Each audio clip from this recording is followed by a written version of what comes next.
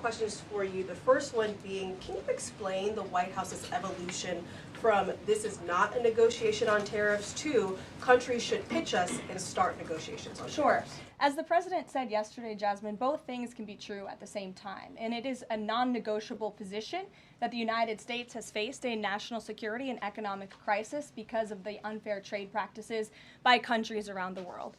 As for the president, I have maintained this position. The entire administration has always said that President Trump is willing to pick up the phone and talk.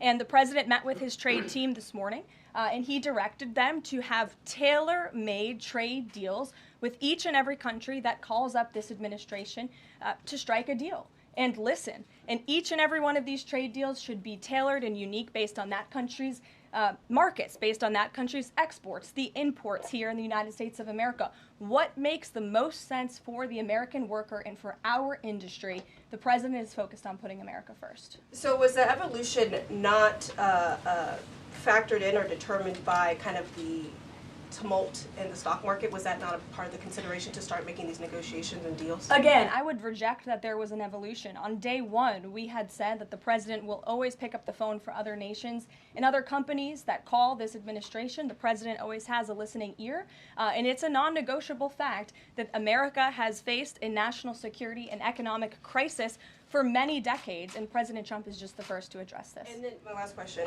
how will negotiations change how much revenue the White House is planning to make from the tariffs? Well, that has yet to be seen, but as the president said, the reciprocal tariffs, which will continue to go in effect as these deals are negotiated and ongoing, will generate trillions of dollars in revenue to the United States. And this is twofold. The president wants to onshore jobs here to the United States of America. He wants to boost our manufacturing industry.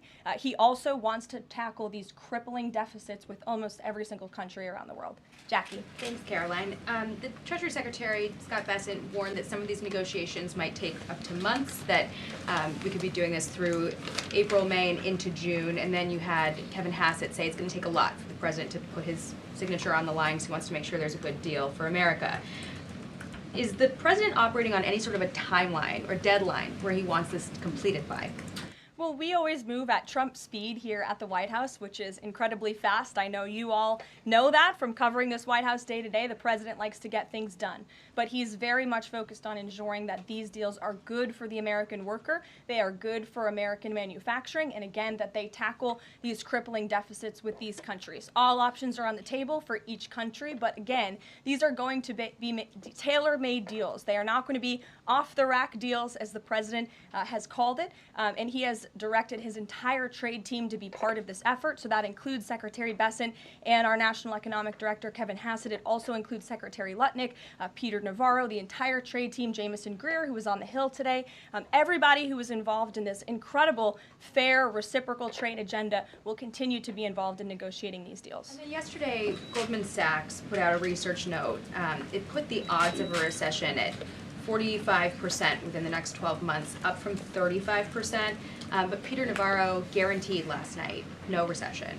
Does the president agree with him on that? I know that the president in the past has been leery of making definitive statements on that. I can speak for the president, and I can speak for the optimism that he sees in our economy every day. Again, when you talk about the massive deregulatory efforts that are happening across the board, when you talk about how oil prices are down, gas prices are down, egg prices are down, we're cutting costs for the American worker, for the American consumer. We also see trillions of dollars of investments pouring into this country every day, and we're working hard now on the tariff side of the president's economic agenda. But don't forget, the next side of this is tax cuts, and we're counting on Capitol Hill to get those done, the largest tax cuts in history.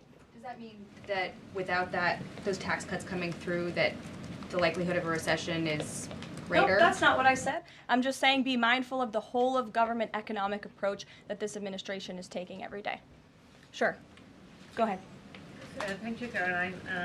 You just said that one of the reasons these tariffs are going into effect is that some countries have been ripping off the United States, but some of the tariffs target countries like Madagascar, Bangladesh, with very high levels of poverty. So can you explain how the president wants to correct the deficit with those countries? Is there a plan, for example, to onshore the textile industry that these countries are known because, and, you know, just like, can you be specific about those like low-income Sure. countries? Well, first of all, the reciprocal tariff rates that were implemented by country were focused on the monetary tariff that those countries have imposed on the United States, but also the non-monetary tariff barriers and the regulations, if you will, that have been put into effect over the years, making it harder for America to export to these countries. These were very carefully crafted numbers. There was also a 10% baseline tariff across the board, as well, as you know. Moving forward, the president will talk to any country that picks up the phone to call, and I can tell you the phones have been ringing off the hook,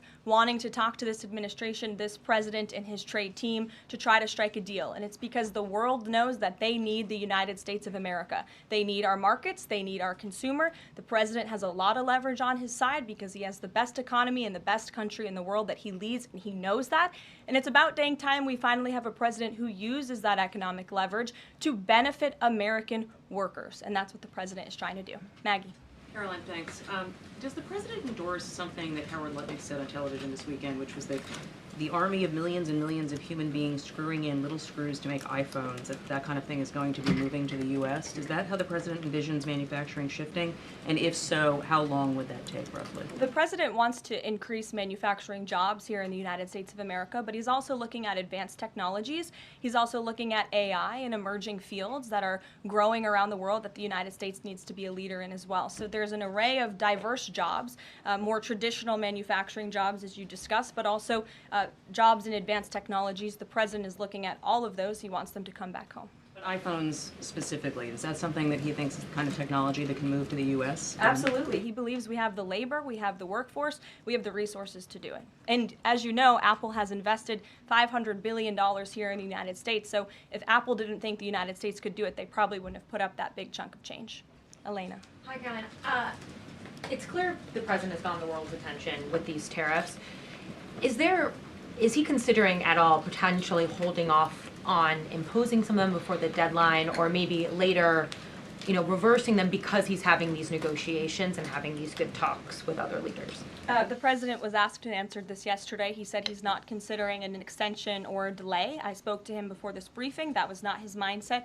He expects that these tariffs are going to go into effect. And you said something very important, Elena, in your question. You said the president has captivated the attention of the world. Absolutely he has. And it's about time we have a president in the Oval Office who is putting the world on notice and is putting the American people first, and again, is using the leverage of the United States to negotiate good trade deals. Just a quick follow-up. Sure. There's been some public sparring between Elon Musk and the president's trade advisor, Peter Navarro, on some of these tariffs. Musk actually referred to Navarro today as being, quote, dumber than a sack of bricks. Are you at all, or is the administration, the president, all concerned that this is maybe impacting the public's understanding of these tariffs? It might be messing with the message on it? No, look, these are obviously two individuals who have very different views on trade and on tariffs.